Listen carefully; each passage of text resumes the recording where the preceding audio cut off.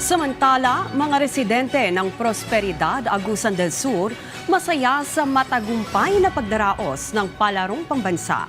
Bukod kasi umano sa tulong sa kanilang kabuhayan, hindi rin nila matatawaran ang alaala na iniwan ng mga delegado na kanilang nakasama sa loob ng isang linggo. Si Nino Wenceslao sa sentro ng balita. 4 na araw mula nang magtapos ang Palaro Tuag Sur 2026, dama na ang mas tahimik na mga kalsada sa Patin ay Prosperidad na naging sentro ng nasabing national competition. Pinakaramdam ang pagbabagong ito sa mga lokal na kainan, tindahan at ng mga driver na araw-araw na tumanggap at nagsilbi sa mga atleta at bisita noong nakaraang linggo. Murag gimingawan mig taman sa ang mga customer nga mga pud kaayo. Mga Tagalog yung mga murag na vibe sa namo ang mga customer namo sa sige balik-balik sa sulod sa duha ka semana. Mingaw kayo karon. Mas maayo gid yung kuan nga na itong palaro kay dagan mo magsuri nga presidente kan tao.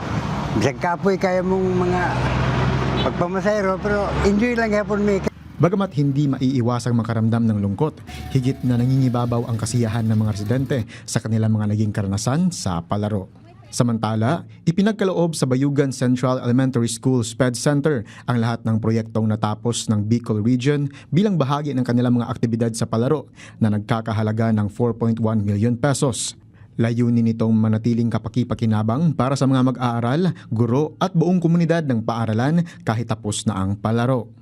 Kabilang sa mga proyektong ito ang landscaping, Manobo-inspired learning and wellness hub, mural painting, vegetable garden, eco-walk bridge, waste management facilities, pagsasaayos ng mga comfort rooms, at iba pa. Bilang principal sa Bayugan Central Elementary School Speed Center, kinasing-kasing gud ko magpasalamat sa mga taga Bicol. Nag-promise gud ko sa ilahang regional director nga i-maintain yun namo ang kuan. Matatandaang kinilala ang Region 5 o Bicol Region bilang Best Built-in Quarter sa Palaro Tuag Sur 2026 dahil sa kanilang organisado, malinis at malikhaing pamamahala sa kanilang billeting area. Nino Wenceslao ng PTV Agusan del Sur para sa Pambansang TV sa Bagong Pilipinas.